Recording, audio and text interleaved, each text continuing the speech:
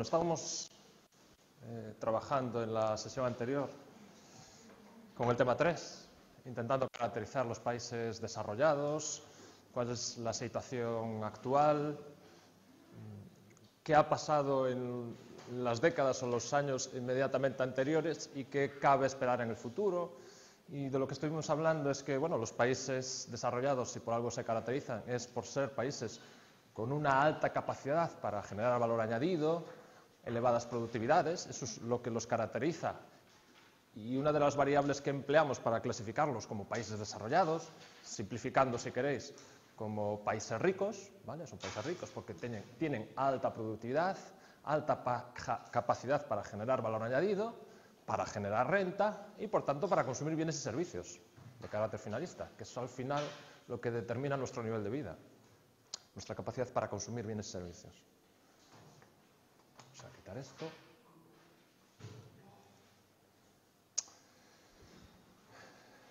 Bien, una de las cosas a las que llegamos, que concluimos en la sesión anterior, es que el modelo de desarrollo económico de los países ricos o más desarrollados es un modelo muy intensivo en el consumo de recursos naturales de todo tipo, recursos naturales en términos de biológicos, alimentos, por ejemplo, si queréis, en recursos minerales energéticos, recursos minerales no energéticos, es muy intensivo y fruto de ese desarrollo ya estamos viendo las consecuencias.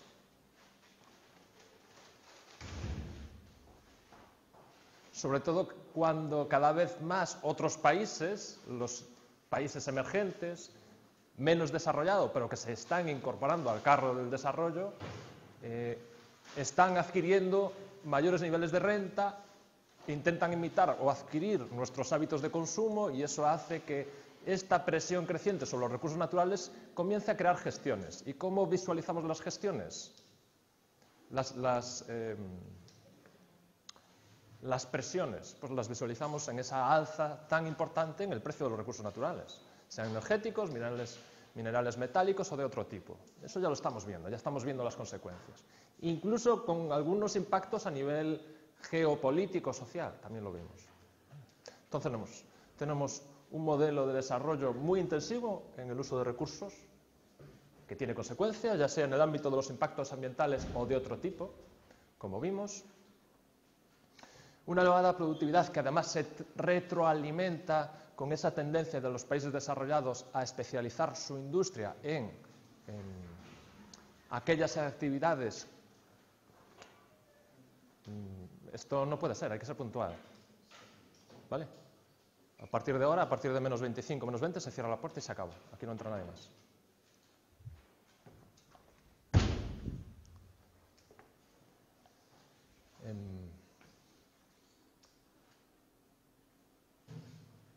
¿Qué estaba diciendo? Un proceso que se retroalimenta en el sentido de, para sostener y acrecentar ese crecimiento sostenido en la productividad, lo que hacen los países desarrollados es cada vez especializarse más en aquellas actividades con mayor capacidad para generar valor añadido, con mayor productividad, e ir deshaciéndose de alguna manera aquellas actividades con menos productividades, con menos capacidad para generar valor añadido. ¿Cómo lo hacemos? Porque lo que no vamos a hacer es renunciar al consumo que producen esas ramas de actividad industrial que generan menos valor añadido.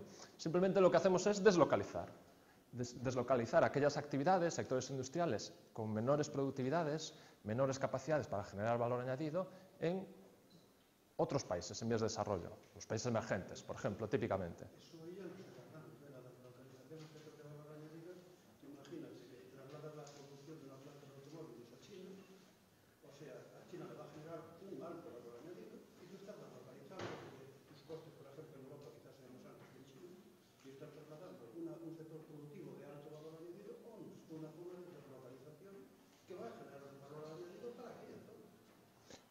El valor añadido al final es una medida relativa, porque tú puedes estar produciendo bienes de un precio elevado, pero si tus costes productivos son muy elevados,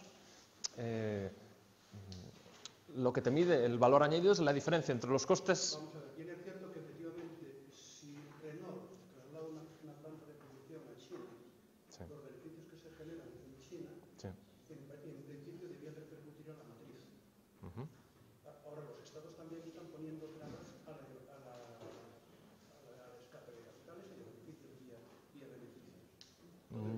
en la medida en lo que pueden. La deslocalización nos está llevando por una sencilla razón, porque el desarrollo estructural que se está dando en China es muy potente en este momento, igual que está dando en la India. O sea, hoy nuestros informáticos del mundo actual occidental están viniendo desde la India, prácticamente. O sea, gente con un nivel de cualificación muy alto, y entonces yo lo veo que el problema que tenemos ahí es la deslocalización, más ni menos. No solo en el sector primario de escaso generación de valor añadido, sino ya en sectores puntuales como puede ser el sector de la automoción. Claro, una vez que empiezas a deslocalizar actividades y los países receptores de esas actividades deslocalizadas aprenden la técnica, adquieren mejor formación, más conocimientos, eso nada impide que una vez que adquieren cierto nivel de formación y de capacitación y de conocimientos den el salto a, bueno, ahora voy a producir yo mis bienes. Por ejemplo, un caso muy fácil. Apple en Estados Unidos me parece que no produce nada. Básicamente hace diseño. ¿Quién produce las máquinas de Apple? Pues son básicamente plantas industriales en China, que me da la impresión, creo que no estoy muy equivocado, si la mayor parte de esas plantas industriales ni siquiera son propiedad de Apple, simplemente son productores independientes que tienen contratos con Apple para producir esos equipos con esa tecnología que le viene dada desde Apple. Apple en Estados Unidos se dedica al diseño, al desarrollo tecnológico, ahí es donde está realmente la gran capacidad para generar renta, el valor añadido, y lo que es puro proceso mecánico industrial, que hay menos valor añadido, pero sí que hay importante valor añadido, eso lo deslocaliza. Ahora bien, una vez que hay plantas industriales en China produciendo este tipo de aparatos, con este tipo de tecnología, nadie impide que den el salto y decidan, bueno, yo también los voy a producir por mi cuenta, ¿no? No tenemos ahora, hay una invasión de teléfonos móviles chinos ya con marca china. No hablamos de teléfonos móviles de Nokia o Samsung o Apple o quien sea fabricados en China, que eso ya hace mucho tiempo que lo hay. Ahora tenemos Huawei, ¿no? Que son los teléfonos chinos. Es fabricación china, diseño chino, marca china. Claro, eso nada impide que den el salto. Y claro, los países se espabilan y están dando pasos. En parte el modelo de desarrollo económico de Japón fue este, ¿no? En Estados Unidos se fueron deslocalizando actividades, bien el sector de las motocicletas, automóvil, y poco a poco los japoneses fueron dando el salto, aprendieron a desarrollar productos por sí mismos, con los conocimientos que ya tenían adquiridos, y hicieron el camino de vuelta. ¿Vale? Es decir, el paso previo es ese proceso de deslocalización, lo cual no impide que los países receptores de esos procesos de deslocalización pues también adquieran conocimientos, desarrollos tecnológicos y den el salto para ellos mismos producir sus propios productos con sus propios desarrollos tecnológicos y sus propias marcas. Esto no lo impide, que es el proceso que estamos observando ahora mismo, probablemente. ¿Vale?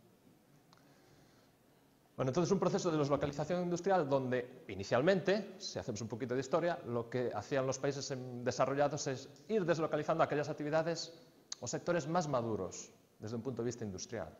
¿Vale? El buen ejemplo lo tuvimos en el textil y en el sector del calzado y otros muchos sectores. ¿Vale? Y ahora estamos viendo el proceso de, bueno, vamos a desarrollarlos más, vamos a seguir un impulso, el impulso del desarrollo, independizándonos un poco de las matrices o de los países ricos, en términos de desarrollo tecnológico, etc. De hecho, hoy en día, China es uno de los países donde se hace más investigación y desarrollo, más I+D. Eso nos está indicando cuál es el futuro que nos espera, dónde está el camino. Si se ven índices internacionales de desarrollo tecnológico, patentes, ya aparece China de manera muy intensa y muy importante.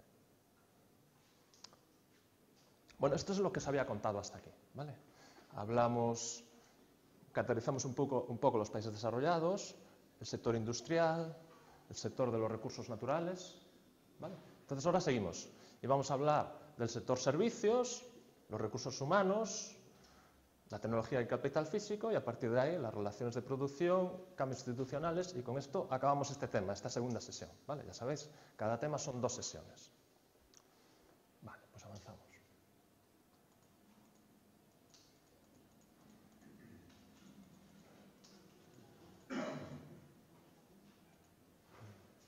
Perdón. Bueno, empezamos a hablar entonces del sector servicios en los países desarrollados. la primera cuestión interesante es definir qué es el sector servicios, que esto no es baladí, no es ninguna tontería. De hecho, en términos macroeconómicos o si queréis de contabilidad nacional, se define el sector servicios por exclusión. Lo que no es sector industrial o lo que no es sector primario es sector servicios. Y esta es la manera de hacerlo, porque es un sector tan heterogéneo que es difícil encontrar otra definición. Vale. De tal manera que el sector servicios son todas aquellas actividades que no se dedican a transformar, ya sean bienes primarios o bienes producidos por otros sectores, para transformarlos en nuevos productos. Es decir, el sector servicios es un sector que no manufactura nada. No produce nuevos bienes a partir de otros, manufacturados o a partir de recursos naturales, ¿vale? Sino que lo que hace es proveer servicios, servicios personales, servicios a empresas, ¿vale?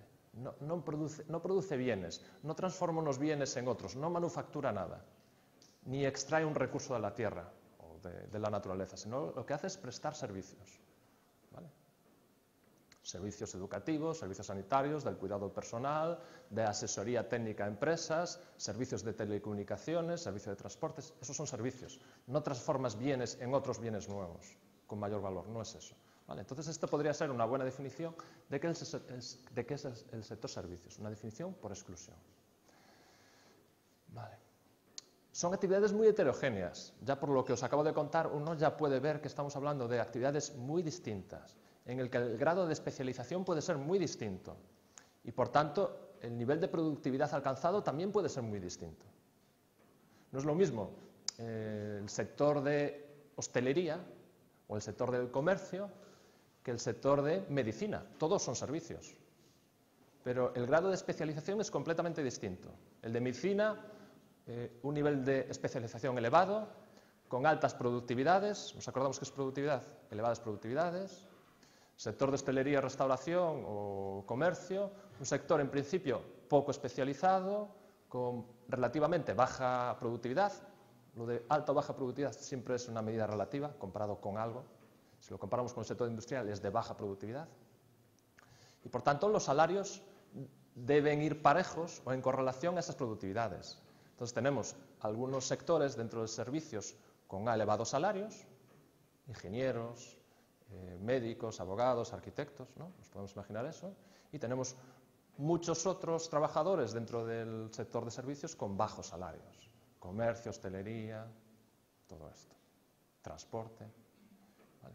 En medio en general, cuando hablamos del sector servicios, olvidándonos de esta heterogeneidad que la hay, un sector muy polarizado, con mucha diversidad, olvidándonos de esto, si pensamos en términos agregados, en la media, en el conjunto, lo característico del sector servicios es que es un sector con baja productividad y bajos salarios y baja especialización, o que precisa poca formación, con esos matices que os acabo de contar.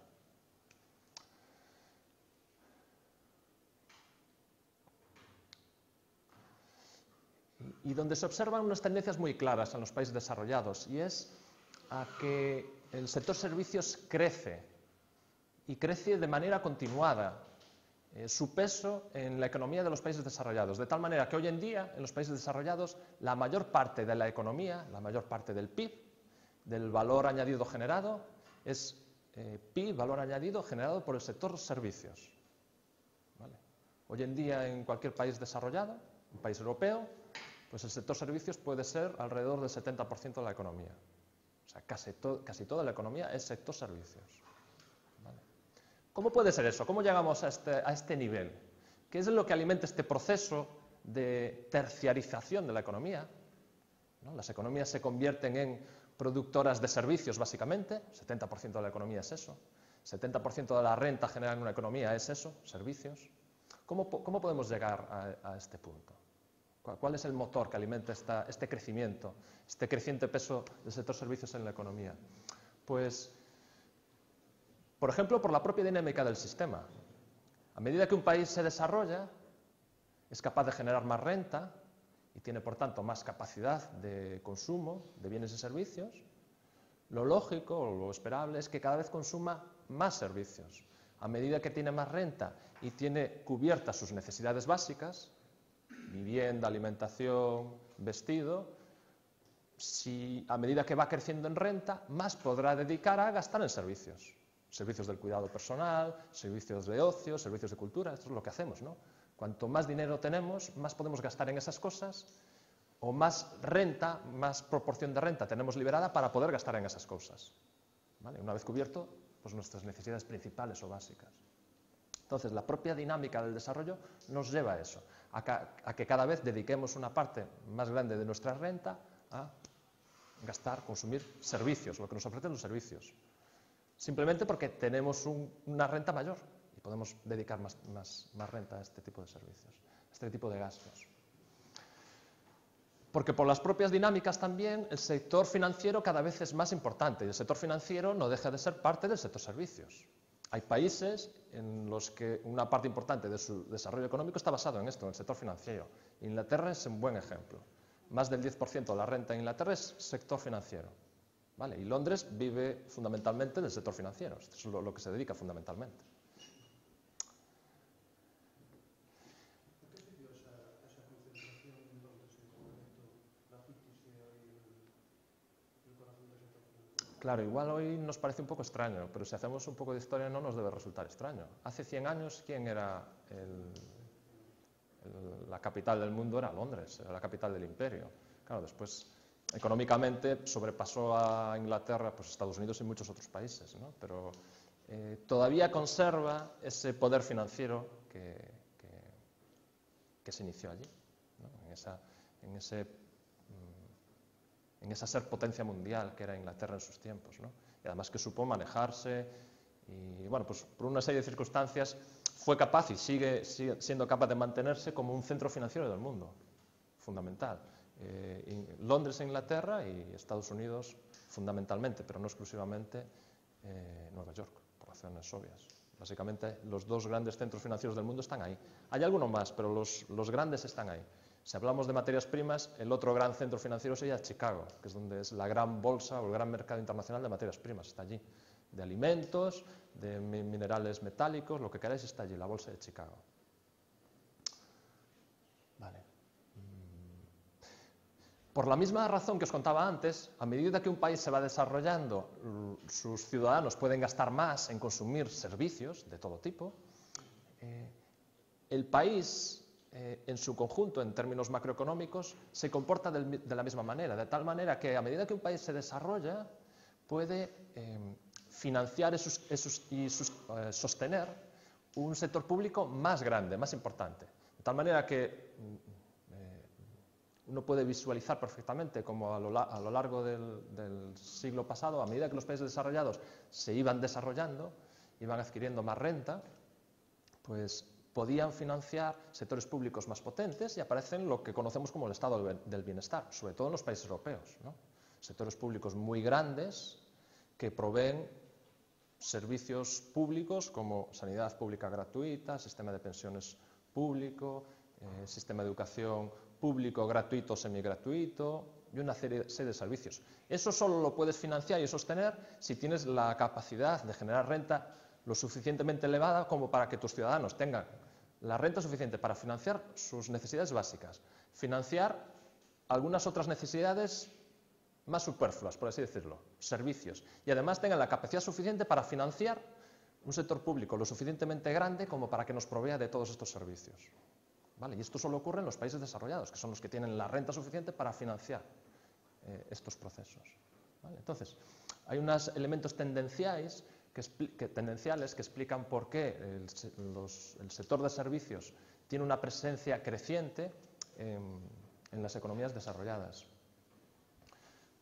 Bien sea por la propia dinámica del sistema o por la propia naturaleza de los servicios. También la propia naturaleza de los servicios explica ese proceso de terciarización, ese proceso por el cual el sector servicios cada vez es más importante o pesa más en las economías. Claro, el sector servicios, por lo que os acabo de indicar al inicio sobre cómo los podemos caracterizar, cómo lo podemos definir, el sector servicios es un sector intensivo en trabajo, en mano de obra. Es un sector que es difícil mecanizar, capitalizar de alguna manera. ¿vale? Si estamos hablando de servicios profesionales, arquitecto, abogado, médico, pues eso solo lo pueden prestar personas. No puedes sustituir un médico por una máquina, ¿vale? Puedes complementar el trabajo de un médico con una máquina, pero al médico no lo puedes sustituir, ¿vale? En el sector del comercio, hombre, hasta hace poco diría lo mismo, pero ya parece que empezamos a poder hacer ese tipo de sustitución, ¿no? Porque Internet no deja de ser, la compra-venta por Internet no deja de ser una manera de sustituir personas por máquinas. Pero bueno, es difícil, tiene sus cuotas. Sustituirlo no es fácil. Hay determinados servicios que sí los podrás sustituir, pero hay otros que no los podrás sustituir nunca. Servicios de peluquería nunca lo vas a poder sustituir el peluquero por una máquina, eso es imposible.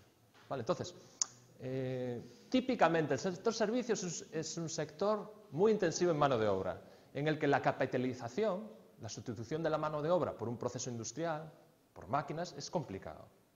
¿Vale? Entonces, es difícil la capitalización, la sustitución de la mano de obra por otro tipo de sistemas, es difícil su concentración geográfica o temporalmente. Los servicios no es algo que se pueda almacenar.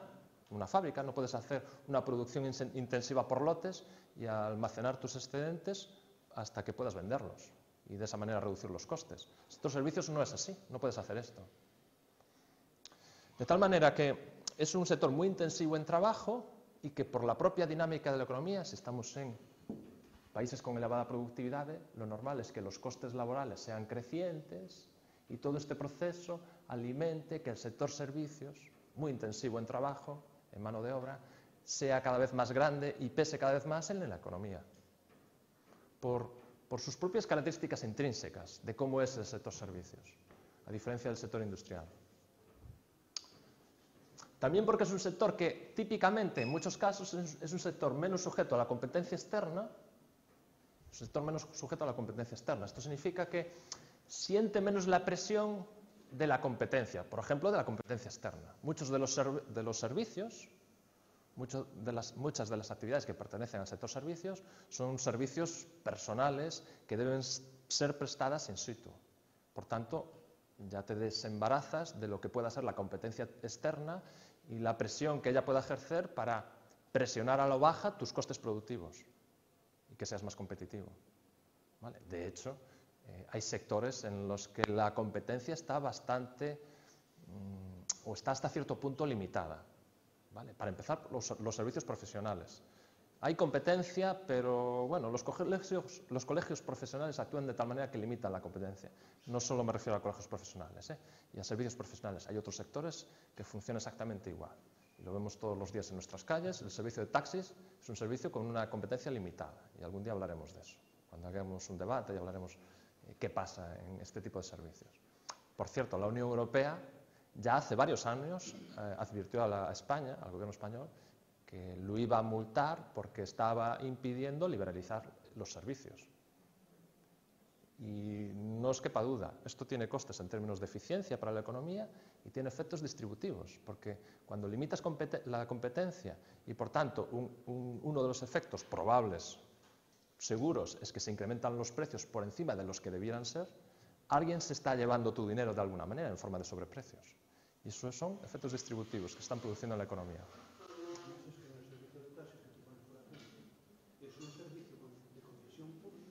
Sí. Que lo privatizan y después el coste es el grueso, porque ya estamos hablando de una plaza de taxi, estamos hablando de 150 o 200.000 euros. Cuanto no es, en términos reales no tenía por qué valer eso.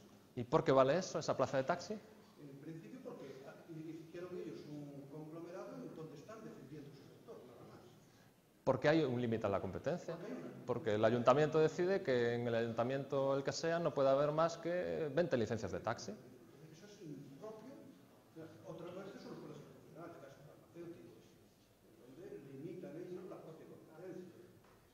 Claro, entonces la pregunta es, ¿de dónde salen esos 100.000 euros que cuesta una licencia de taxi? O una parada de taxi, si queréis. De la falta de competencia. ¿Y el dinero de dónde sale? Pues sale de los clientes de los taxis. No sale de otro sitio, no tener dudas. Y eso es distribución de renta. Le quitamos a unos dineros para dárselo a otros. Tienes que pagar una tasa por tener un taxi, se puede tener, no tendría por qué tener otra cosa. Y trabajar, no, automáticamente, como es un mercado muy cerrado, muy limitado, el hecho de entrar en ese mercado supone un coste adicional que no tenía por qué tener. No, es una anomalía. Es una anomalía y un coste para la economía, para la sociedad, desde luego, está claro.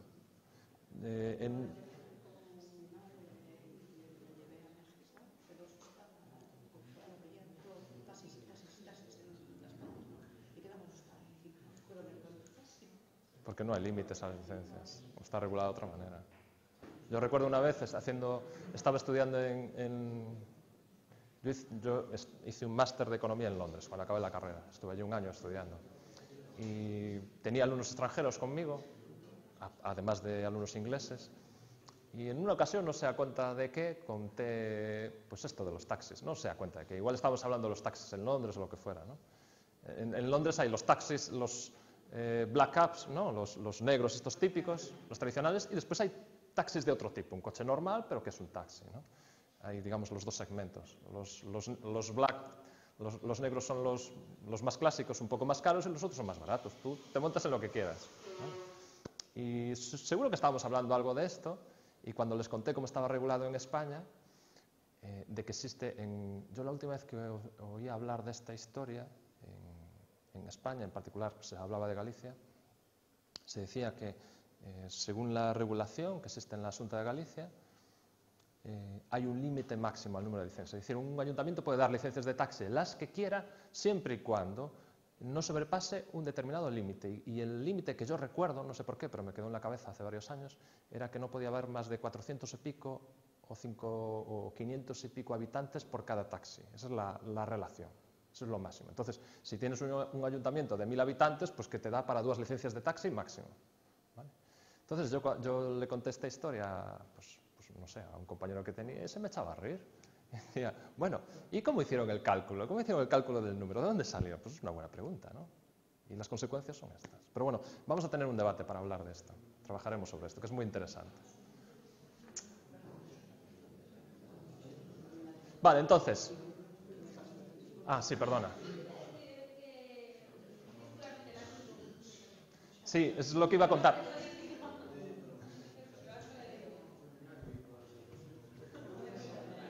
Lo de mayor elasticidad renta. Perdón. Lo de puro efecto estadístico. A eso llegaré ahora. Vale.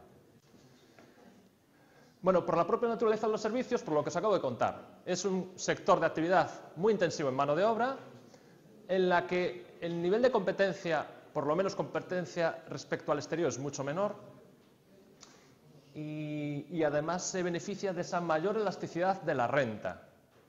¿Vale? Si recordáis lo que aprendisteis en el primer cuatrimestre, en Introducción a la Economía, pues esto debiera ser evidente. En parte ya os lo conté. A medida que adquieres más renta, puesto que los servicios, sobre todo si son servicios no básicos, como ocio, cultura, son un tipo de gasto en el que la elasticidad de renta es elevada y positiva, lo que significa es que cuanto más incrementas tu renta, el gasto en servicios por lo menos de este tipo, crecen más que proporcionalmente. Mientras que para bienes primarios o necesidades básicas, la elasticidad, aun siendo positiva, no es superior a 1 o no es una elasticidad grande.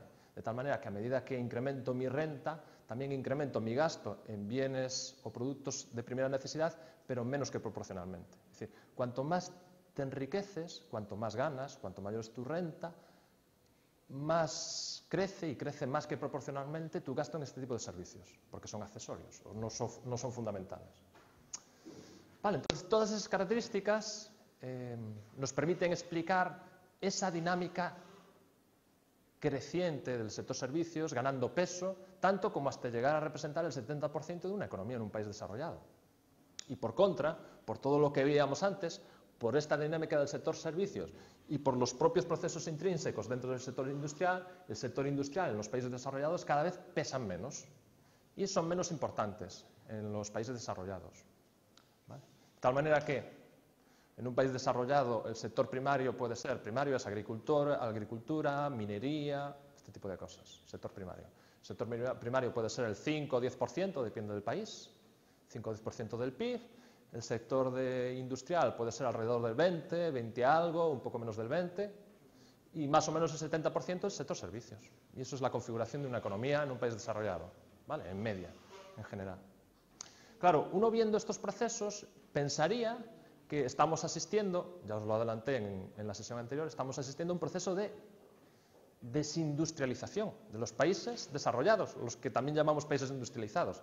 Los países industrializados aparentemente se están desindustrializando y se están terciarizando, se están convirtiendo en economías basadas en el sector servicios.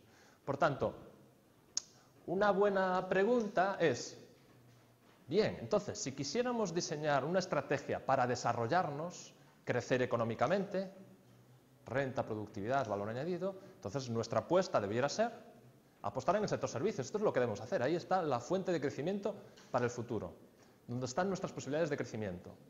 Porque aparentemente lo que parece que está ocurriendo es que cada vez el peso de la industria es menor, por tanto menor va a ser su capacidad para generar renta en una economía y mayor va a ser el peso del sector servicios. Entonces lo que hay que hacer es apostar, reforzar esos procesos, esas tendencias, ¿no? ¿Querías preguntar? Sí, pero a medida que los países en vías de desarrollo se vayan terciarizando, va a ser más importante el primario. Porque si todos terciarizan después, va a ser más importante. Si los países productores de alimentos, por ejemplo, se terciarizan todos, después no va a haber tantos alimentos para el mundo. Ahora os explico el porqué de ese aparente proceso de terciarización de las economías. Y en parte creo que voy a contestar a tu pregunta. Si no te la contesto, después me la vuelves a preguntar. Bueno. Entonces, sería una buena apuesta. Yo recuerdo hace años en el Ayuntamiento de Vigo que alguien decía, hasta creo que era un alcalde, decía, el futuro del desarrollo de Vigo es el sector servicios. Y una de las primeras cosas que tenemos que hacer es quitar del frente de la ría eso que afea tanto a la ciudad, ¿no? Quitar todos los astilleros, todo el sector de congelado y todo esto. Es feo, es sucio, y sustituimos eso por sector servicios, hostelería, restauración, hacemos hoteles, fantástico, porque ese es el futuro son los servicios, ¿no? Uno ve esto y dice, pues tengo claro, el futuro es el sector servicios, esto es lo que hay que hacer, ¿vale? Y abandonar el sector industrial, que es sucio, es feo. Sí, pero si es competente en eso, ¿para qué lo va a cambiar en el sector servicios que tiene mayor competencia? No, el sector servicios tiene menos competencia en principio, en muchos sectores. Entonces, el sector turismo, nos podemos desarrollar turísticamente, ¿no? Puede ser una buena apuesta. Sí, pero depende, si no es atractivo turísticamente, no se podrá desarrollar tanto como uno quiere. Claro, entonces puede tener toda la lógica del mundo. Bueno, voy a quitar de la franja costera de la ría todas estas industrias que son muy feas y me terciarizo la economía y podré atraer turismo y podré vivir bien del turismo. Bueno, si haces relaciones causales, causa-efecto muy simples, pues sí, puedes llegar a esa conclusión.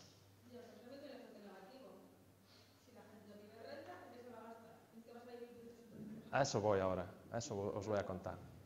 Vale, en realidad todo ese proceso que estamos viendo, es puro efecto estadístico. ¿Vale?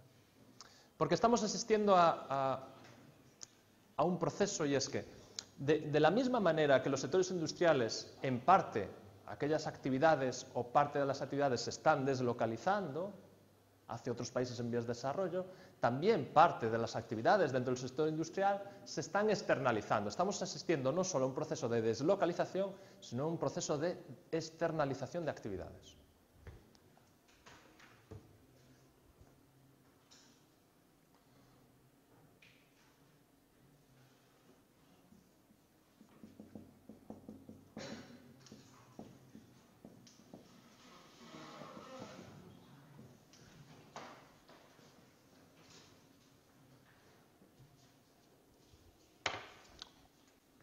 Es decir, igual que si pensábamos cuando os explicaba en la sesión anterior cuáles son los cambios que se están produciendo en el sector industrial, y lo que intentaba convenceros de que lo que se está produciendo en el sector industrial es que los países tratan de especializarse en aquellas actividades de mayor valor añadido, las empresas a nivel individual como empresas están haciendo exactamente lo mismo. ¿Qué están haciendo las empresas? Esto es algo que existe, una tendencia muy clara, diría yo, desde los años 80 por lo menos. Y es, la gran estrategia desde hace años es que las empresas se concentren en aquellas actividades que generen más valor añadido, ¿vale? Por así decirlo, lo que hacen las empresas, o deberían hacer las empresas hoy en día, es trocear sus procesos productivos y priorizarlos en función de su valor añadido. Estas diferentes etapas o partes de mi proceso productivo, ¿cuánto valor me generan? ¿Cuál es el valor añadido que me generan? En realidad, en lo que están pensando o de lo que se están preocupando es de la productividad. ¿Dónde obtengo yo más productividad? ¿Con qué gano yo realmente el dinero? ¿Dónde soy más productivo? ¿Dónde está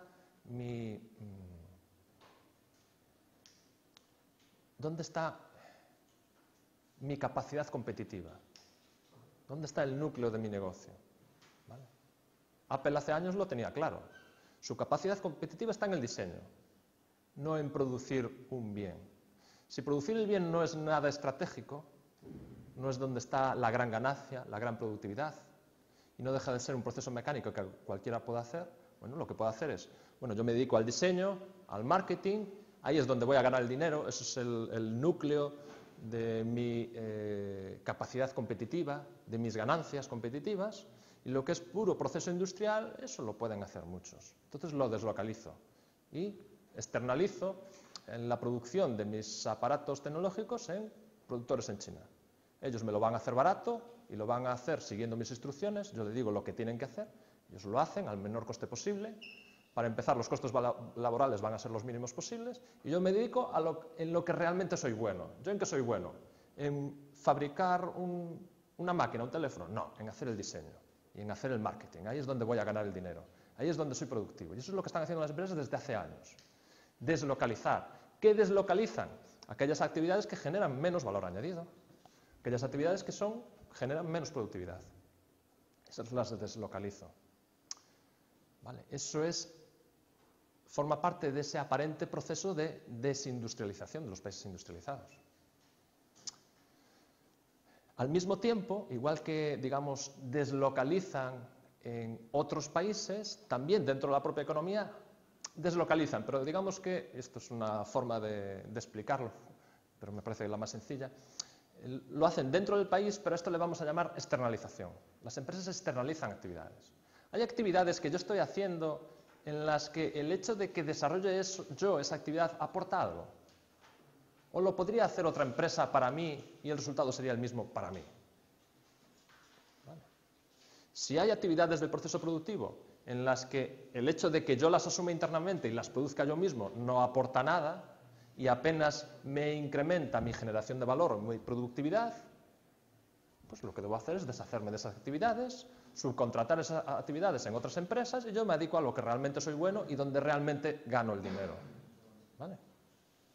Entonces, desde hace muchos años, muchas empresas industriales manufactureras no tienen camiones propios para hacer el transporte.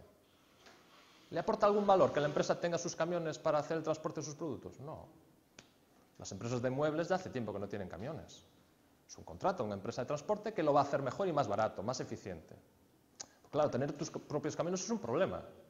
Si tienes que hacer un mantenimiento del camión, puede quedarse obsoleto. Si tienes un accidente o se estropea el camión, te quedas desabastecido. Tienes que tener conductores contratados. Si el conductor se te pone enfermo, tiene una baja, te quedas sin el camión. Todos son problemas. No es mucho más fácil. Bueno, yo cuando necesito un transporte, llamo por teléfono, llamo a una empresa de transporte y ella me lo va a hacer. Como hay mucha competencia, me lo va a hacer al precio más barato posible. Yo mismo no lo podría hacer mejor. Entonces, ¿qué es lo mejor que puedo hacer? Externalizar esa actividad. Que me la haga una empresa de transportes. Vale. ¿A una empresa le interesa tener en plantilla abogados? No, eso es un coste enorme y aporta poco valor. Si necesito asesoramiento legal, ya contrataré a un abogado que me haga el servicio. Y si hay suficiente competencia, me lo va a hacer barato. Barato en el sentido al precio debido, al precio natural. Quien dice eso, dice servicios de asesoría laboral, gestión del personal, servicios de asesoría fiscal, servicios de telecomunicaciones. ¿Yo para qué quiero tener un informático en la empresa, en plantilla? Para que me gestione mis sistemas de telecomunicación o de tratamiento de la información. Yo contrato con una empresa de servicios informáticos o contrato el servicio. Y si hay competencia en el sector de las telecomunicaciones, me lo va a hacer de la manera más barata posible. Incluso más barato, mucho más barato frente a la alternativa de tener yo contratado en plantilla mis propios informáticos. Pues eso es lo que estamos asistiendo, a un proceso de deslocalización industrial y un proceso de externalización de actividades. Las empresas cada vez se concentran más en las actividades que generan más valor añadido, que tienen más productividad, donde realmente está la ganancia y el negocio, y se van deshaciendo de aquellas actividades que no aportan gran valor añadido, no aportan gran productividad y además no son estratégicas, porque a veces puede ser una actividad con poco valor añadido, pero que es clave, es estratégica y no debes externalizarla, porque puede haber problemas de seguridad tecnológica o de otro tipo. Bueno, entonces hay cosas que igual no las puedes hacer. Por ejemplo, a lo mejor la contabilidad de la empresa no la puedes externalizar, la tienes que dejar para adentro porque es información que puede ser problemática, que esté por ahí, a pesar de que deba haber confidencialidad y todo eso.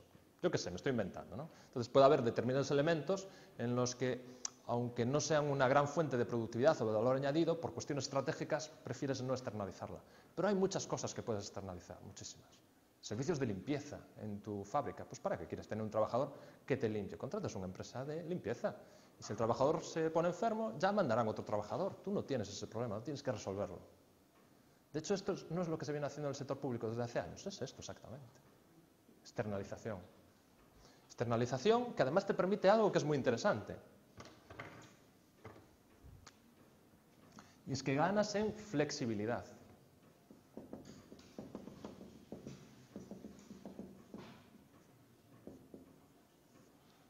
Vale. Ganas en flexibilidad. Si tienes que reformar, si tienes que reducir una producción, si tienes que reducir una planta industrial o hacer cualquier tipo de reforma, cuantas más actividades hagas internamente y por lo tanto más costes fijos estés asumiendo, de instalaciones, de maquinaria, de contratos de trabajadores de carácter indefinido, cuanto más sean los costes fijos que estás asumiendo, menor va a ser tu flexibilidad. Cuanto más externalices, más flexibles, menos compromisos tienes. ¿Vale? Entonces esa es la tendencia.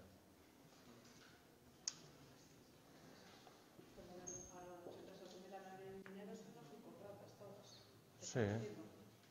Bueno, de hecho hay empresas que incluso subcontratan los trabajadores, ni siquiera tienen trabajadores. Yo lo veo, en el naval en Vigo, ¿cuántos trabajadores tiene un astillero?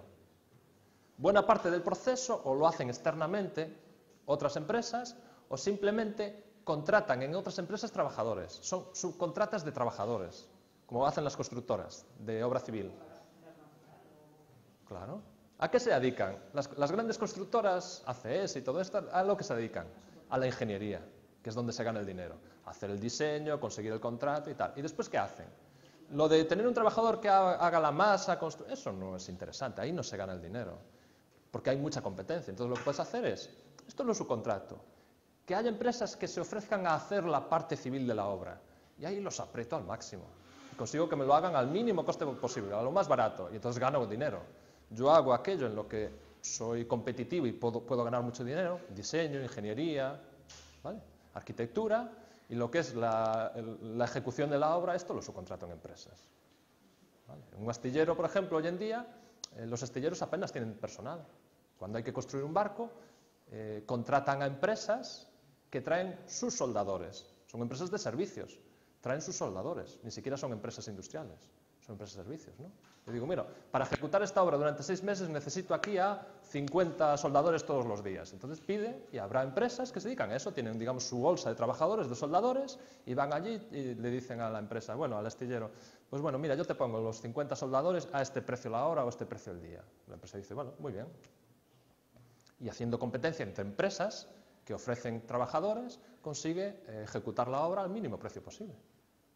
Puro efecto competencia. Ya está. ¿Eh? Esa es la tendencia.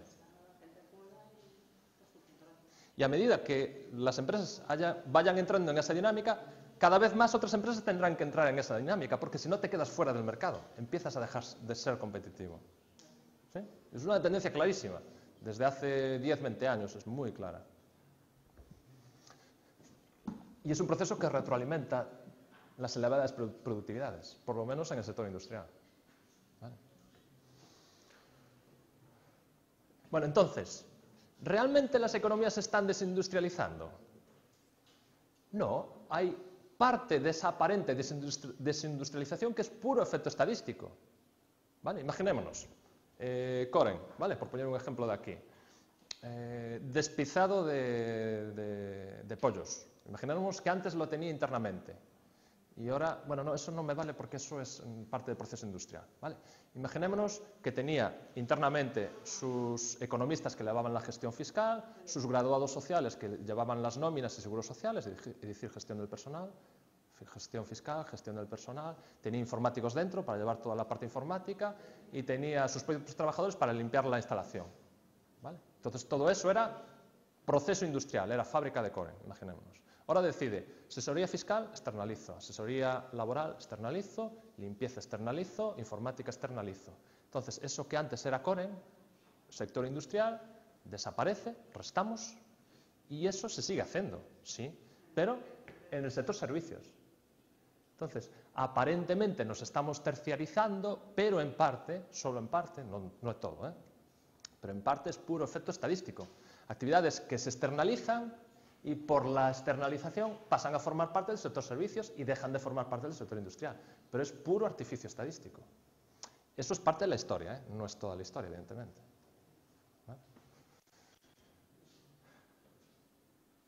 Vale, entonces volvemos a la misma pregunta, la que hacía ese alcalde de Vigo, ¿no? Vale, pues debemos apostar por el sector servicios como una apuesta de desarrollo económico para el futuro. Eso es a lo que debemos aspirar y ahí es donde debemos poner los esfuerzos, desarrollarnos en sector servicios porque es el motor del crecimiento en la actualidad. En parte la pregunta ya la tenemos contestada. Si es puro efecto estadístico, ese no es el futuro, eso no es la apuesta. Porque parte del crecimiento del sector servicios es gracias o está siendo alimentado por el sector industrial. Sin el sector industrial hay una parte del sector servicios, lo que es producto de externalización, que no existiría. Pero hay algo más importante todavía que todo esto, y es que buena parte de las rentas o del nivel de rentas del sector servicios solo es sostenible gracias a un sector industrial con altas productividades. ¿Por qué? Porque hay poca competencia externa. Y ahora os pongo un ejemplo para que lo entendáis. Hay un ejemplo que viene en algún libro que os doy en la referencia bibliográfica y seguro que se maneja en muchos sitios, ¿no? Creo que era Krugman, que es uno de los últimos premios Nobel de Economía, ponía el siguiente ejemplo que es muy ilustrativo, está muy bien. Decía lo siguiente. Un peluquero en Nueva York o en Chicago, en Estados Unidos, puede tener un salario, comparativamente con otros países, muy elevado. ¿Vale? Sus ingresos, su renta puede ser muy elevada. Un peluquero en Bangladesh que hace el mismo corte de pelo, la misma técnica, la misma tecnología, gana muchísimo menos.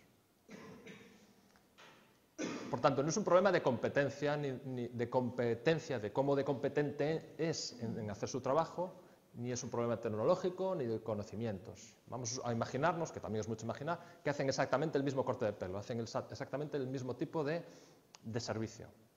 ¿Vale? Entonces, no es un problema de conocimientos, no es un problema tecnológico. Entonces, ¿cómo es posible que ese peluquero en Bangladesh cobre muchísimo menos y gane muchísimo menos cuando hace exactamente lo mismo? Vamos a imaginarnos estos. Pues la diferencia está en el sector industrial. En Estados Unidos, el sector industrial genera mucho valor añadido, mucha renta, genera grandes salarios a los trabajadores del sector industrial. ¿Y qué hacen los trabajadores del sector industrial con esos grandes salarios? Gastárselos en cortes de pelo. Y pueden pagar mucho dinero por cortar el pelo, porque tienen mucho dinero, tienen mucha capacidad adquisitiva. ¿Quiénes van a ser los clientes del peluquero de Bangladesh? No van a ser los trabajadores del sector industrial de Nueva York o de Chicago. Serán pues los trabajadores del sector primario o industrial, que también la hay, de India, donde los ingresos son mucho menores. Entonces, lo que puede esperar, los precios que le puede cobrar a sus clientes, tiene que ser necesariamente menores, porque sus clientes tienen una capacidad adquisitiva, un nivel de renta, unos salarios, una productividad, no olvidemos, una productividad mucho menor. Entonces es la productividad del sector industrial la que determina el nivel de renta, los salarios, la productividad del sector servicios. Entonces, ¿podemos, en un país desarrollado, ir borrando el sector industrial para fundamentar nuestro desarrollo en el sector servicios? No. Bueno, es algo que consigas, pero claro, esto no es tan fácil. Fundamentar el crecimiento de tu sector servicios y, por tanto, de tu economía en determinados servicios de alto valor añadido. Claro, si te dedicas a servicios de ingeniería, consultoría, pero a nivel internacional, no de tu propio país, esto lo puedes hacer. Londres se dedica a las finanzas internacionales. Ahí sí lo puedes hacer, pero esto no lo puede hacer todo el mundo, no está al alcance de todo el mundo. Y necesitas realmente mucho conocimiento y mucha capacidad para generar valor añadido y ser competitivo en el exterior, en el sector servicios, que no es nada fácil. Entonces, si te dedicas a esto, a ingeniería civil, a ingeniería industrial, a ingeniería minera, si te dedicas a la ingeniería financiera, ingeniería del marketing, por ahí puedes caminar. Pero el sector servicios en general no. Eso olvidémonos.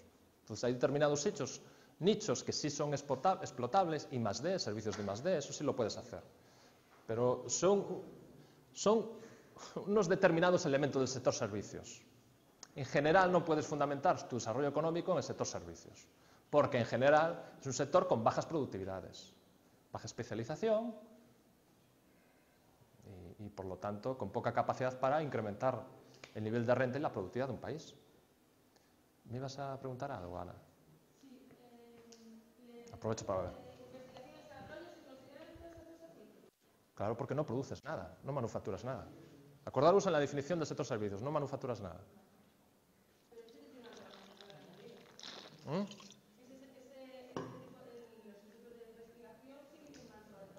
Mucho valor añadido. Mucho valor añadido. Sí. Sí. Sí. Pero fíjate en España cuánto I+D hacemos. Estamos a la cola de España y de la OCDE. A la cola de la OCDE.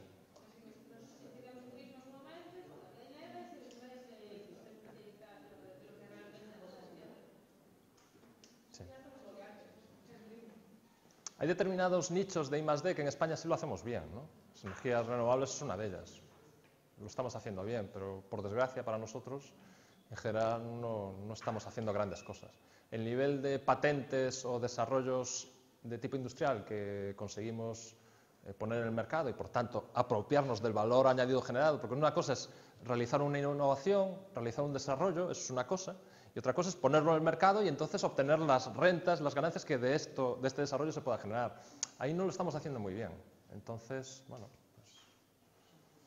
pues esto es lo que tenemos hasta ahora.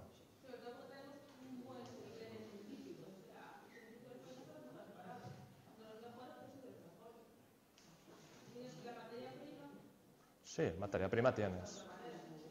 Igual es un problema de incentivos, un problema de las instituciones, cómo están diseñadas.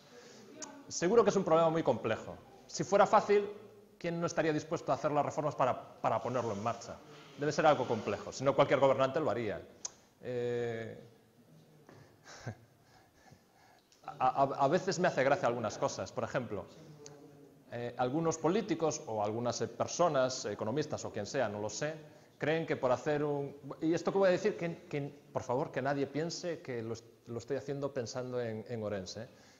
Esto es en general, yo lo veo a nivel de toda España, ¿vale? Porque claro, ahora me viene a la cabeza, claro, es que voy a poner un ejemplo que... No es eso. Hay quien piensa que por poner un polígono industrial, que le vamos a llamar polígono tecnológico, ya de repente van a aparecer empresas tecnológicas de alta tecnología. Eso es una estupidez. ¿Qué incentivos tiene una empresa a instalarse en un parque tecnológico? Hombre, si hay en el entorno industrias de alta tecnología, sí puede haber ciertas sinergias y puede haber cierto interés. Pero partiendo de la nada, ¿por qué yo me voy a mover de no sé dónde para instalarme en aquel sitio donde hay un parque tecnológico? ¿Qué me aporta? ¿Me aporta algo? Si no me aporta nada, ¿por qué me voy a mover? Claro, todos tenemos en la cabeza, o todos tienen en la cabeza, Silicon Valley. Vale, tenemos que crear aquí el Silicon Valley. Entonces creamos un parque tecnológico. Urbanizamos una zona, hacemos la urbanización para un parque industrial, le ponemos el cartel de parque tecnológico y ya está. Ya parece que con eso ya lo tenemos arreglado. De repente aparecerán empresas de alto valor añadido, de tecnología, de I+D, pero las cosas no funcionan así, por desgracia, claro. Si fuera tan fácil. Pero quien dice aquí, dice en otros muchos sitios. En Vigo hay un parque logístico y tecnológico. Sí, vale, tecnológico lo que quieras, pero... En Gijón y Oviedo en su día, cuando se estaba haciendo el de Ourense, me parece, también se estaba haciendo un Oviedo en Gijón. Y bueno, había parques tecnológicos por España, vamos, en una proliferación fantástica. ¿Y de todo eso qué sabe?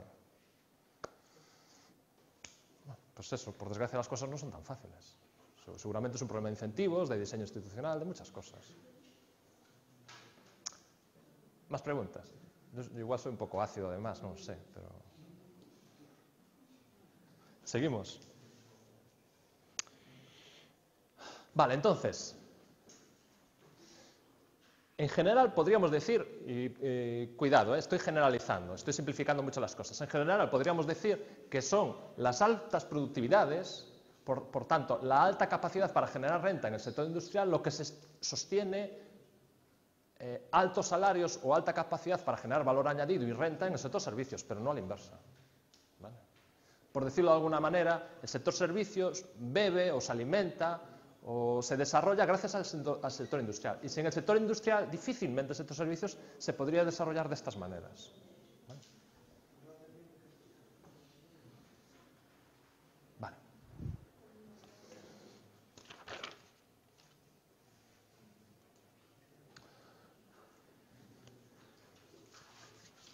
¿Qué podemos decir sobre los recursos humanos, la tecnología y el capital físico? Bueno, de esto ya hablamos en el tema 2, en realidad. Estos son elementos fundamentales para el desarrollo económico. Uno de los pilares fundamentales del desarrollo económico, del crecimiento económico, es precisamente los recursos naturales, los recursos humanos, recursos tecnológicos y capital físico. Es decir, capital humano, capital en intangible, tecnológico y capital físico. ¿Vale? Y efectivamente en los países desarrollados la apuesta por el capital humano es decidida, ¿no? Cada vez menos el desarrollo económico en los países industrializados está basado en incrementar la población activa, es decir, los recursos humanos puestos a disposición del desarrollo económico. Los países desarrollados no crecen tanto porque cada vez dispongan de más recursos humanos en la economía, ya sea por inmigración, ya sean por cambios sociales, es decir, la creciente incorporación de la mujer al mercado de trabajo, ¿vale? Sino que cada vez más el crecimiento económico está sustentado en la mejora de ese capital. Dados los recursos humanos que hay, lo que se mejora es su capacitación, sus conocimientos, su saber hacer, su know-how, ¿vale? De tal manera que con mayores conocimientos, mayor experiencia, los trabajadores pueden ser más productivos, generar más valor añadido, ¿vale? Y esta es la gran fuente de crecimiento económico, o una de las grandes fuentes de crecimiento económico en los países desarrollados. ¿Vale? También la tecnología, capital en intangibles, ya sea desarrollado por centros de investigación privados, ya sea desarrollado por centros de investigación públicos. ¿Vale? Los centros de desarrollo públicos, desde luego, tienen un peso muy importante en los desarrollos tecnológicos de los países. Aunque sería deseable que los centros privados, o la investigación privada tuviera más peso. Y, lógicamente, también el capital físico, ¿vale? Porque si estamos hablando de procesos de deslocalización industrial, para sustentar los procesos de deslocalización industrial necesitamos de capital físico que permita esto, que permita el comercio internacional. Porque al final estamos hablando... No estamos hablando de la globalización de las economías.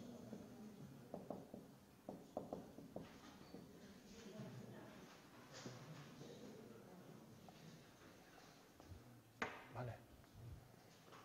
Para sostener ese proceso de globalización, de deslocalización industrial, esto solo es posible si disponemos de buenas infraestructuras, en particular de transporte y de telecomunicaciones. ¿Vale? Gracias a los grandes desarrollos en infraestructuras de transporte y de telecomunicaciones, que abarataron muchísimo los costes de transporte, acortaron muchísimo los tiempos de transporte y incrementaron muchísimo la capacidad de tratamientos de datos y de telecomunicaciones. Gracias a eso se puede intensificar cada vez más todos estos procesos de no solo deslocalización industrial, sino de externalización de actividades. ¿Vale? Hoy en día Zara e Inditex desde Coruña, desde Arteixo, puedes estar gestionando ahora o al minuto pues lo que está haciendo una planta en Turquía o en Bangladesh sin ningún problema. Esto es gracias a las telecomunicaciones. Y gracias a esto puede ir más allá en los procesos de deslocalización industrial o en los procesos de externalización de lo que podría ir en otro caso. Hoy es posible que Inditex diseñe en Arteixo, fabrique en Bangladesh, lleve las prendas semiacabadas a Arteixo de nuevo, allí le dé el acabado final y desde Arteixo distribuya a todo el mundo, gracias a que los servicios de transporte son rápidos y muy baratos. Si no, no se podría hacer, sería carísimo. Y gracias al fuerte desarrollo de los servicios de telecomunicación. Sin eso tampoco sería posible.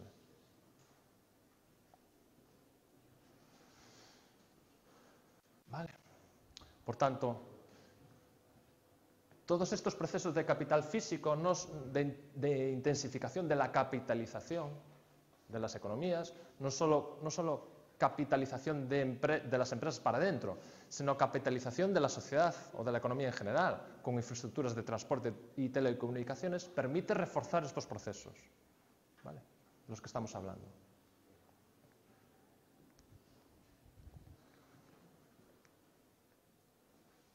Vale.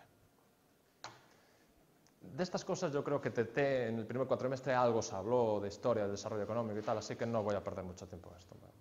Simplemente lo menciono, lo interrelaciono con lo anterior y ya está.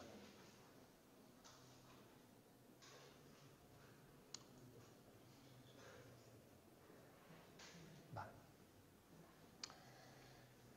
Cambios en las relaciones de producción, las relaciones laborales. ¿A qué cambios estamos asistiendo en las relaciones laborales de los países desarrollados? Bueno, TT ya os habló del Fordismo, este modelo económico basado en altas productividades grandes gracias a los procesos si lo pasáis bien, nos contáis a nosotros el chiste. Yo así no puedo trabajar. ¿Lo entendéis? Si nos interesa, os marcháis. Parte de vuestra nota final va a ser motivación, participación, interés. Yo lo digo todos los años y aquí os lo digo ahora, porque igual no lo tenéis claro, pero hay personas a las que venir a clase le cuenta negativamente. Por eso quiero las fotos. ¿Lo tenéis claro? Claro, si hay gente que me molesta, esto resta, desde luego resta, no aporta nada. Entonces, sois mayores, tenéis 18, 19 años, quien no quiera estar, que no esté. ¿Qué problema hay? Yo no paso lista. Pero eso sí, puede haber personas a las que asistir a clase les cuente negativamente, ¿lo tenéis claro? Bueno.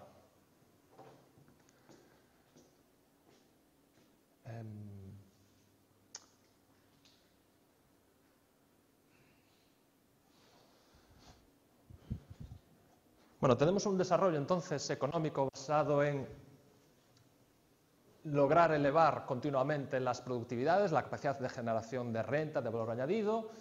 Tenemos todo ese modelo del Fordismo que arranca en Estados Unidos de grandes, producción en masa, procesos muy estandarizados, muy capitalizados, que permite elevar muchísimo la productividad, y a medida que se eleva la productividad se elevan los salarios, y al elevarse los salarios los trabajadores adquieren mayor poder adquisitivo, por tanto pueden consumir más bienes y servicios. Es un proceso que se retroalimenta por sí mismo. Vale. Todo esto ya lo sabéis. ¿Cuáles son los elementos del Fordismo que todavía persisten y que os contaría TT o lo aprenderéis en otros cursos? Así que no vamos a perder el tiempo.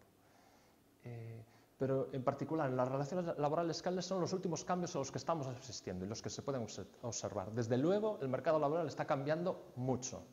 De lo que eran los mercados laborales hasta los años 70, principios de los 80, de lo que son ahora. ¿Vale? Tenemos unos mercados laborales donde cada vez se prima más la flexibilización, que os voy a contar que no sepáis. ¿Vale? Cada vez contratos más eventuales, con mayores facilidades para el despido, ¿vale? Despido más barato, cada vez más subcontratación. Ahora incluso se contratan trabajadores no como tales trabajadores, sino como autónomos, falsos autónomos. ¿Vale? Lo que buscan las empresas sobre todo es flexibilidad. Ser eficientes en términos de coste, que sea lo más barato posible, y además flexibilidad. Yo lo que quiero como empresario es flexibilidad. ¿Vale?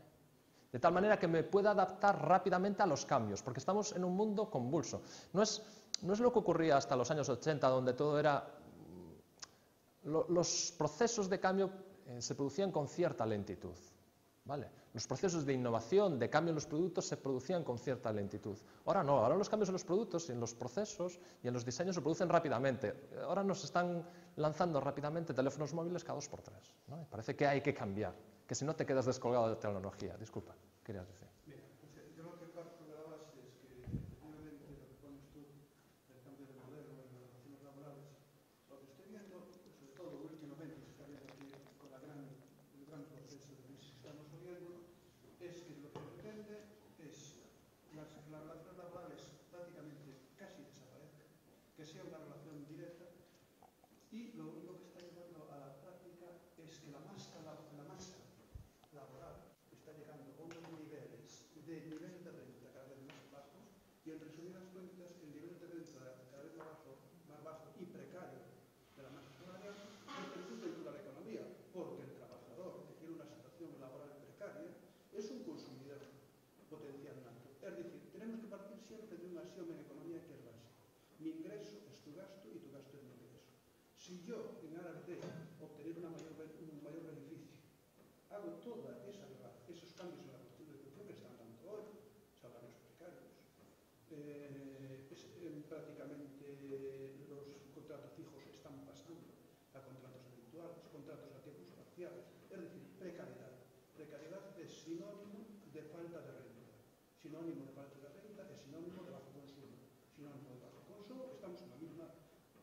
Entonces, todo cambio que se está provocando actualmente no nos está sacando de una situación como estamos en la actual, es decir, está aumentando, amenazando más el sistema que tenemos actualmente. Es que si lo extrapolamos al caso español, tenemos que pensar que nuestra población activa está rozando los 6 millones de parados. El nivel salarial cada vez es más bajo, producto de esa situación económica. Esa masa laboral de 6 millones de parados es una masa de consumo sin recursos.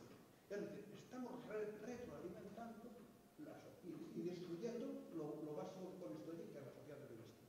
Eso es a lo que vamos. Puede ser, y Dios quiera que no, que mañana haya una exclusión social.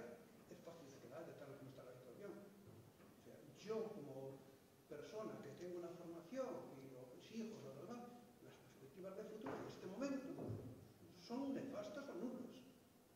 Y todo en aras a eso, a lo que estamos planteando. Externalización, tú hablas de la externalización, efectivamente. Yo trabajé en un sector en donde se terminó externalizando. Lo que no estábamos diciendo es que la externalización estaba reduciendo la calidad del servicio, del sector financiero. Puede pasar, puede ocurrir, claro. Yo trabajé toda la vida en el sector financiero. Y puedo decir que parte del sector financiero se está externalizando totalmente. Eso genera, volvemos a lo que planteamos al principio, las economías, el problema está en las economías de escala, es decir, siempre tratando de que el coste unitario sea cada vez menos.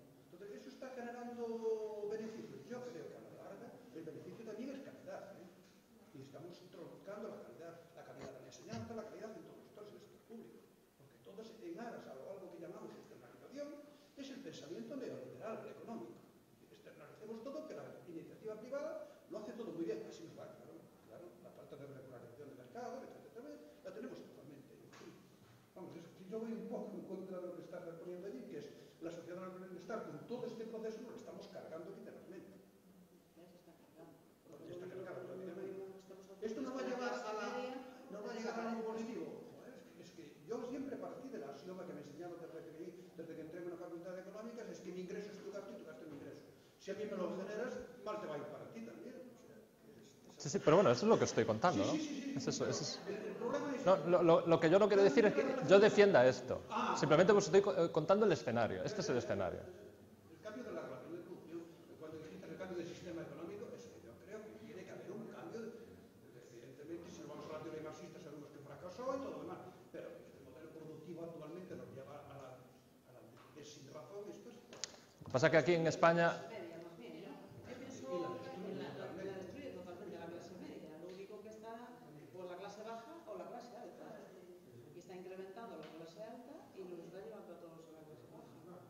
El problema que tenemos aquí en España es que a nosotros se nos juntan varios males. Se nos juntan varios males porque teníamos un desarrollo económico basado en buena parte en el sector de la construcción y eso es una desgracia. Porque una vez que se te cae el sector de la construcción, la economía se te descoloca. Fijaros que en España el sector de la construcción llegó a pesar el 12-13% de la economía. Eso es una barbaridad. Es una barbaridad. Cuando lo normal es que estuviera en torno al 5 o 6%. Pues eso no puede ser. Y una vez que se te cae ese sector, pues la economía, hasta que no se recomponga, y estamos en ese proceso y lo que nos llevará, pues estaremos como estamos. Es un proceso productivo, un sistema económico es generacional, no se puede producir de años años, es generacional. Entonces aquí hemos...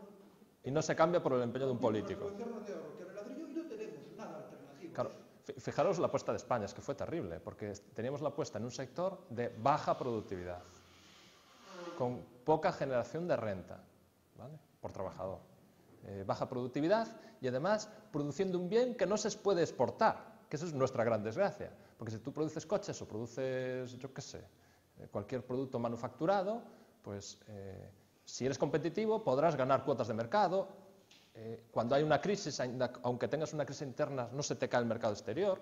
Buena parte del crecimiento o el sostenimiento de empleo hoy en día en España es gracias al sector exterior, que cada vez están vendiendo más afuera, es el mercado que queda, el de España está en depresión.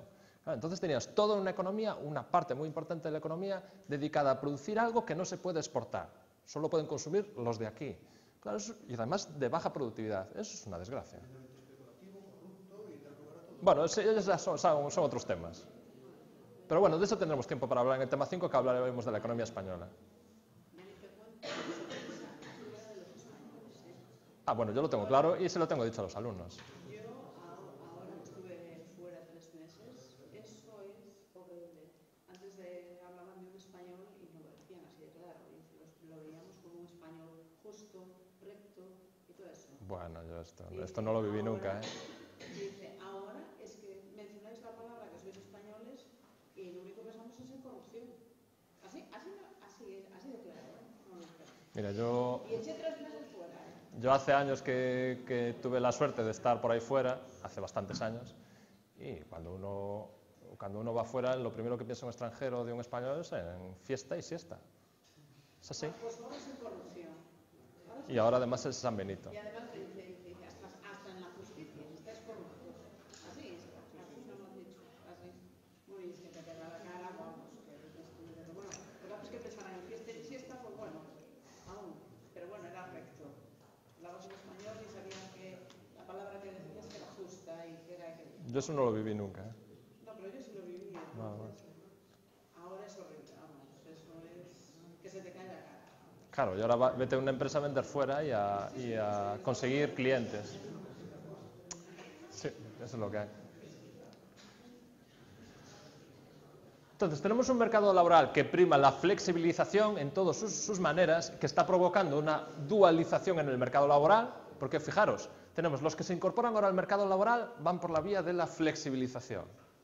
Pero hay otro gran grupo de trabajadores, que son los de la ley antigua, que son los que tienen contratos indefinidos, con otros derechos adquiridos. Estamos creando un mercado ciertamente dual, ¿vale? Pero bueno, de esto ya os hablarán en alguna materia que tengáis de recursos humanos. Y en parte todo ese proceso es fruto de todos estos desarrollos económicos. En realidad, ahora la presión competitiva en el mercado laboral es mucho mayor de lo que existía hace 20 o 30 años, porque ahora ya no solo compites con tus vecinos, digamos, con los nacionales, ya compites con los extranjeros. Y no porque los extranjeros vengan a tu país a conseguir trabajo, es que vía proceso de deslocalización industrial, deslocalizar procesos industriales o parte de los procesos productivos es también deslocalizar empleo. Por tanto, indirectamente, vía creciente globalización de los mercados de bienes y servicios, a través del comercio internacional, también se deslocaliza el empleo y se crea competencia a nivel internacional en los mercados laborales, en el empleo. Ahora ya no solo compites con otros trabajadores de tu sector industrial o de otros sectores en tu economía, ahora ya estás compitiendo con los trabajadores del sector industrial en China, o en Bangladesh o donde sea. Los mercados laborales se están internacionalizando, no de manera directa, porque se trasladan los trabajadores, que sí, que ocurre, sino cada vez más porque se está internacionalizando los procesos productivos vía deslocalización. Frente a eso, ¿qué hacen las empresas? Yo tengo que ser flexible, tengo que tener mayor capacidad de adaptación, necesito flexibilidad. Y el resultado, pues lo conocemos perfectamente, es lo que estamos asistiendo. Creciente desregulación y creciente desprotección de los mercados, de los trabajadores, frente a lo que ocurría antes. Claro, es una cuestión de relativa, ¿no? Ahora vamos cara hacia menos regulación, menos protección a los trabajadores, porque antes teníamos más. Y, por supuesto, esto debilita la capacidad de acción de los sindicatos, de la fortaleza, de la capacidad de presión que tienen los sindicatos, lógicamente. Una cosa lleva a la otra. ¿Vale? Sin embargo, si lo pensamos bien, al menos hasta hace poco, hasta que entramos en la crisis económica, hasta hace poco no redujimos de manera drástica nuestro poder adquisitivo, porque uno pensaría, bueno, con todo esto que está pasando, los trabajadores cada vez tienen un poder adquisitivo menor.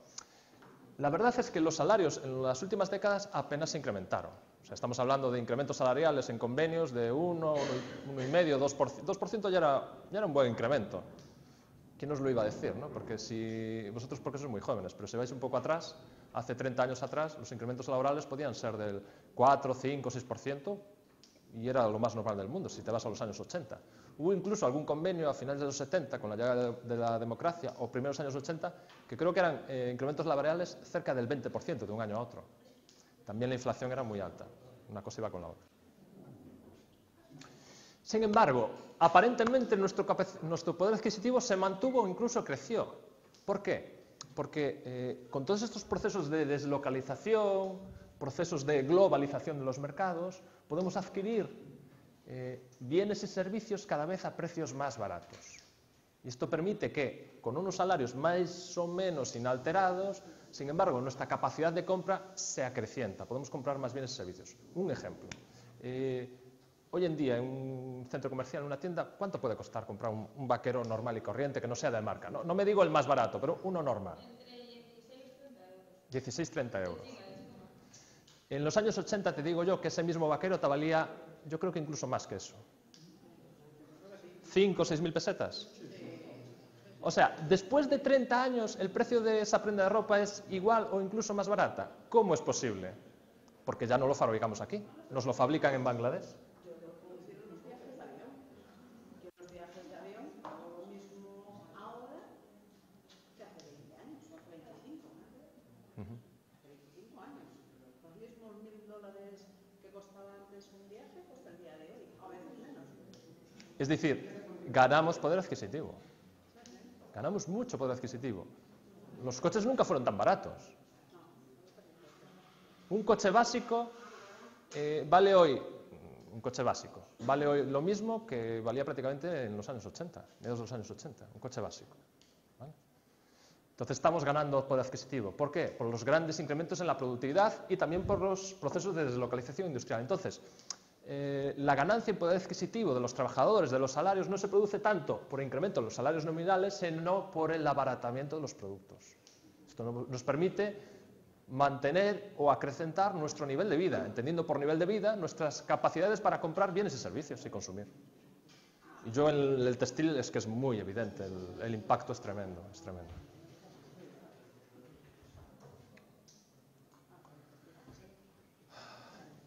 También se observa en los países industrializados un proceso hacia mayores niveles de concentración del capital y centralización, que es otra cosa, en la toma de decisiones.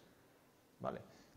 En todos estos procesos en los que las economías de escala son muy importantes, cada vez el capital se está concentrando en un menor número de grandes corporaciones industriales, que hacen muchas cosas. Se dedican a fabricar todo tipo de productos. ¿Vale?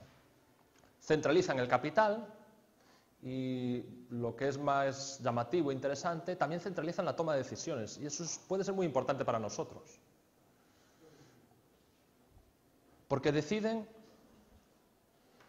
dónde van a realizar las nuevas inversiones, deciden qué nuevos productos van a diseñar, a producir y a lanzar a los mercados. Deciden cuáles van a ser los mercados de destino o cuáles van a ser sus proveedores. Lo voy a apuntar porque igual nos despistamos.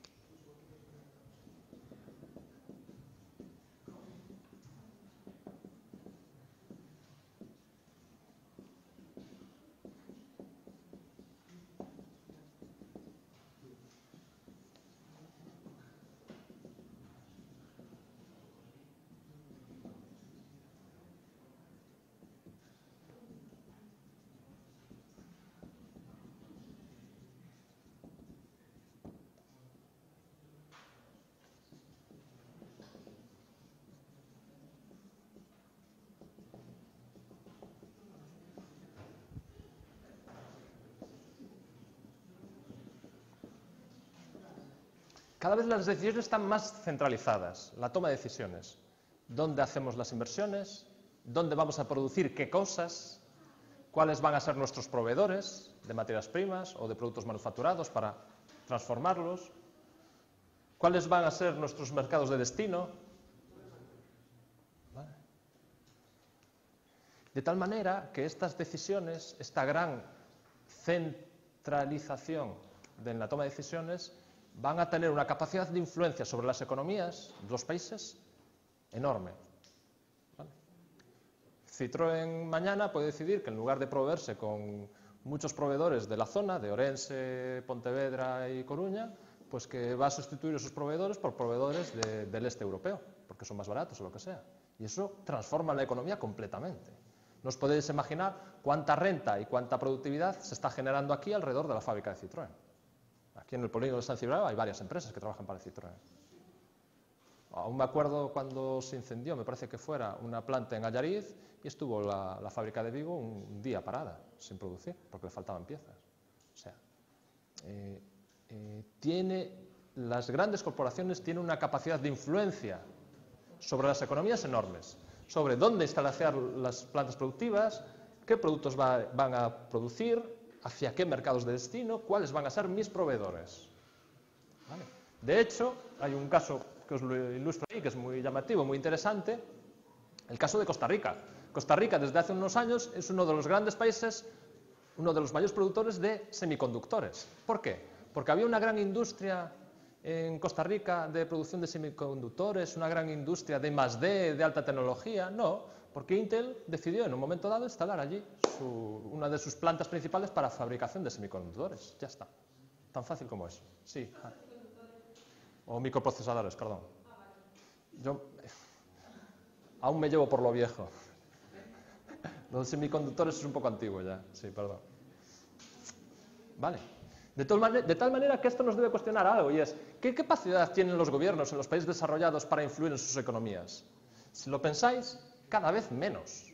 La capacidad de decisión cada vez se está acortando, cada vez tienen menos capacidad para poder influir en la economía. No estoy diciendo que no tengan capacidad, simplemente se está reduciendo. Los grados de libertad que tienen para tomar decisiones cada vez son más pequeñas, porque cada vez más decisiones le vienen dadas desde fuera. Y además, en ese proceso de concentración del capital, el capital responde cada vez menos a intereses nacionales, porque se convierte en apátrida, por decirlo de alguna manera, sin que sea esto en sentido peyorativo.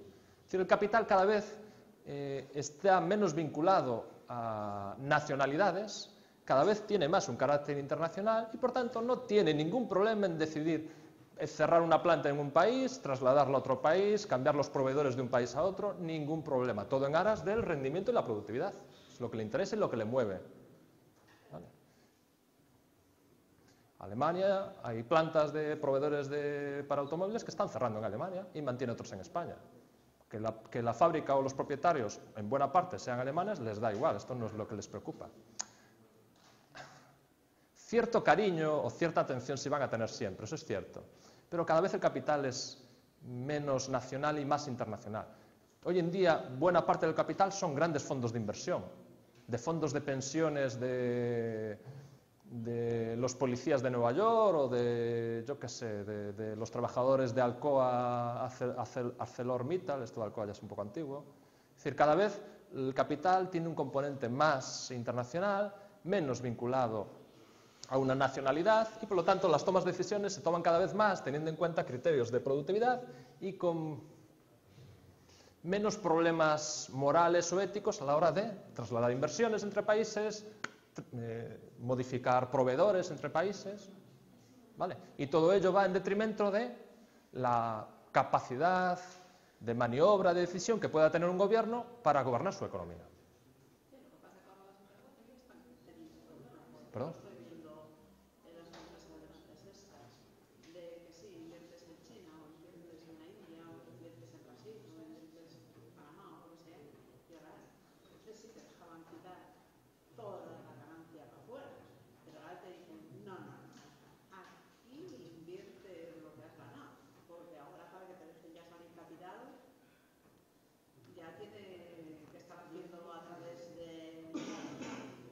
O te puede pasar algo peor.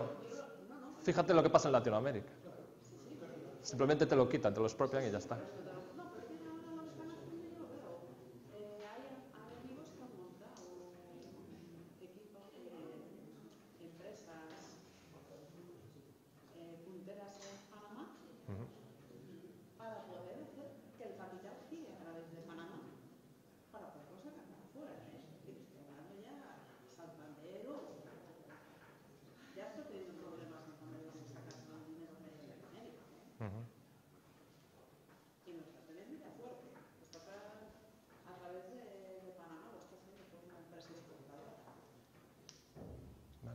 Bueno, en todo caso, estas son las tendencias.